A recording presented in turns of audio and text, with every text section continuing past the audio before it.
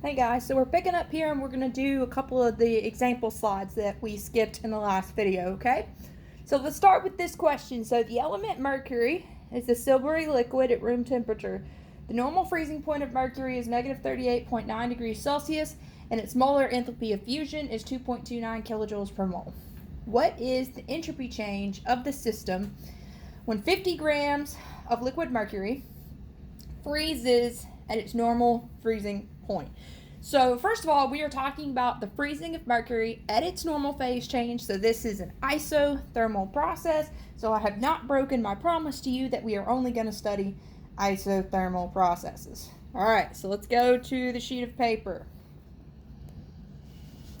Okay, so first of all, our equation here then is delta S equals Q reversible over the temperature, right?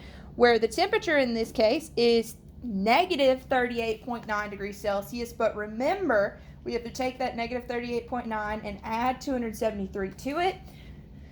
So it is actually 234.1 Kelvin because we took negative 38.9 plus 273, okay?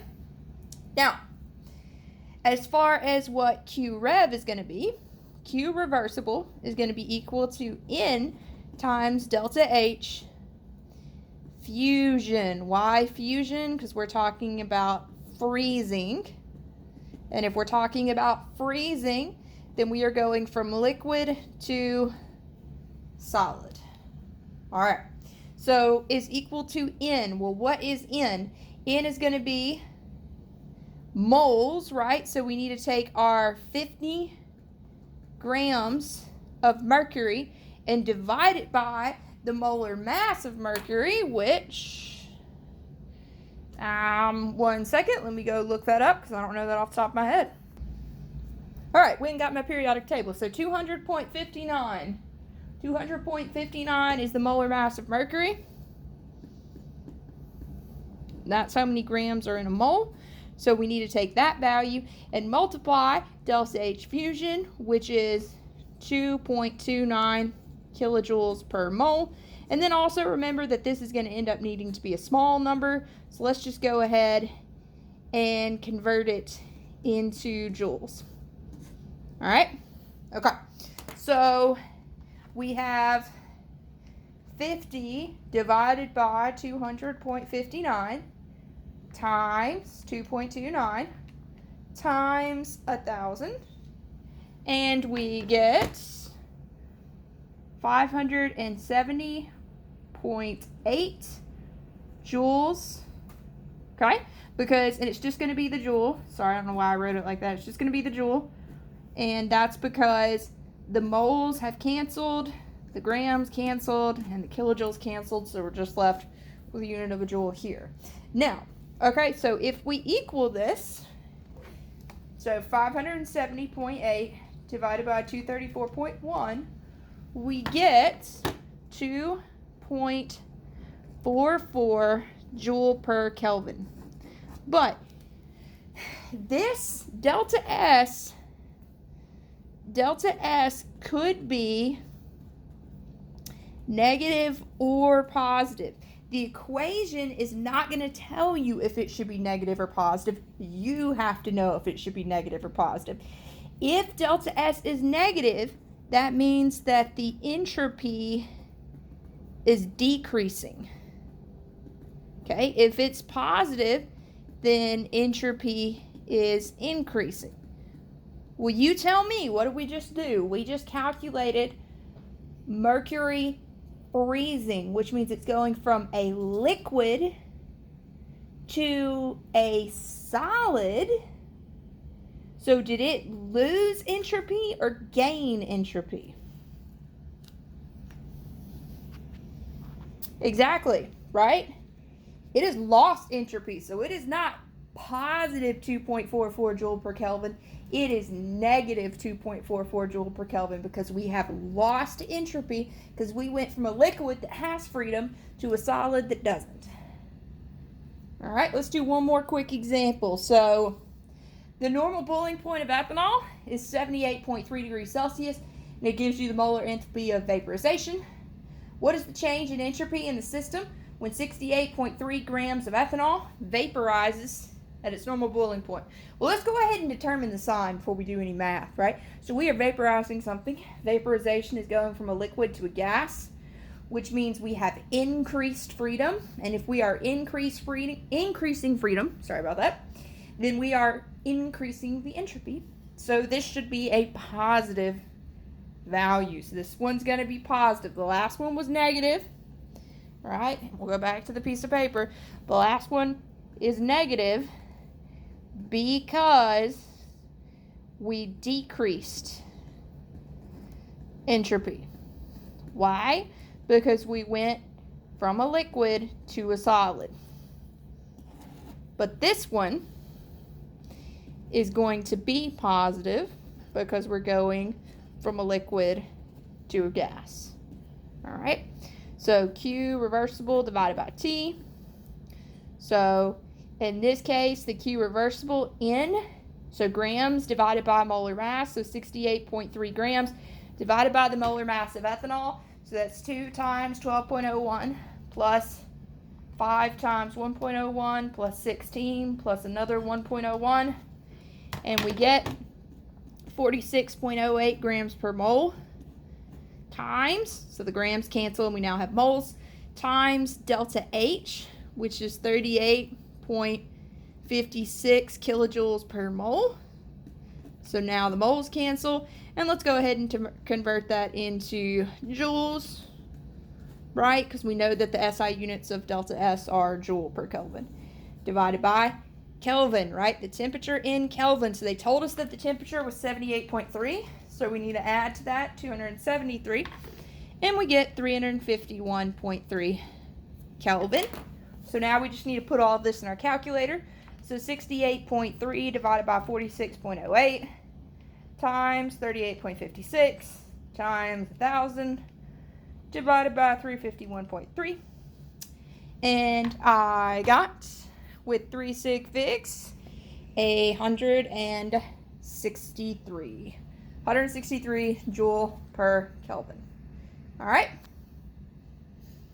Okay, cool.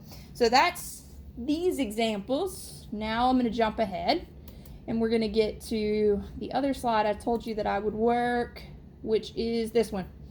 All right, slide 41. Okay. Consider the combustion of propane gas.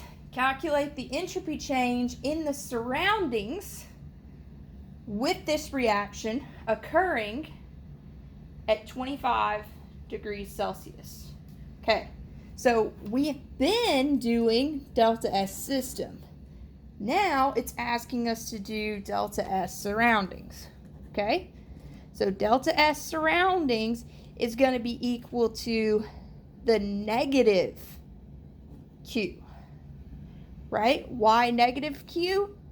Because the first law, right? Divided by temperature.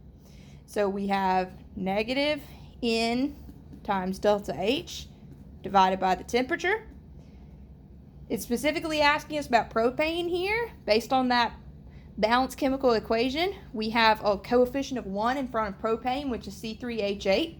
So that's 1 mole times the delta H reaction, which is negative 2,044 kilojoules. Okay.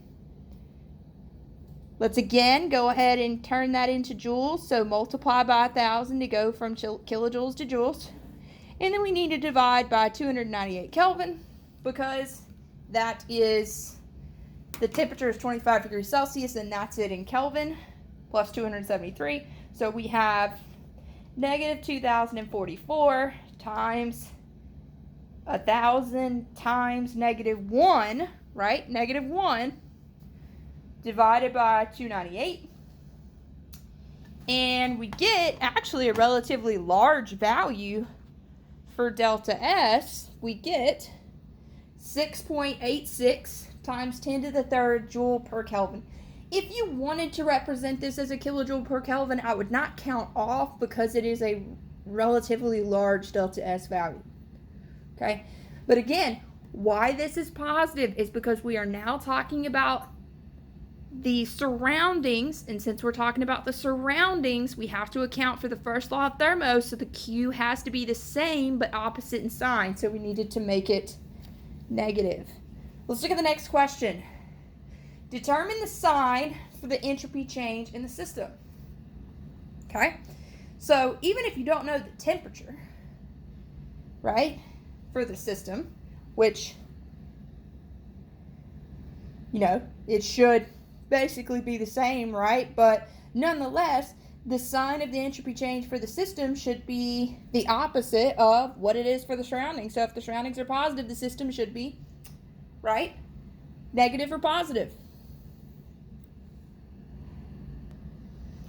So this probably seems pretty weird to you that it's positive, because I told you before that usually the surroundings and the system are opposite in sign. However, in this case, they are the same sign. So what the heck is going on here, and how the heck did we get a positive sign?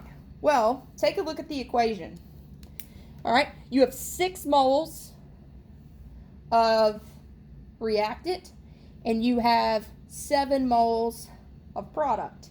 You also went from a lot of diatomic molecules to triatomic molecules. So yeah, you increased the disorder of the system. So in fact, both the system and the surroundings are positive in this case, and that happens sometimes. It is rare, and I'm promising you now in this video that on your test, I will not ask you a situation in which both of the signs are the same. Okay, on a test question, they will be opposite because that is what usually happens, okay? But I did want you to see that there are situations in which they are the same, because remember, entropy is not conserved. So there's no rule about them having to be different. Okay, let's look at the last question then. Determine the sign of the entropy change for the universe. Okay, so if they're both positive and we're adding them together, then delta S universe has to be positive, which means the reaction is spontaneous, right? The reaction is spontaneous because delta S universe is positive. All right, so this is the end of video 2. I will see you again in video 3. Stover out.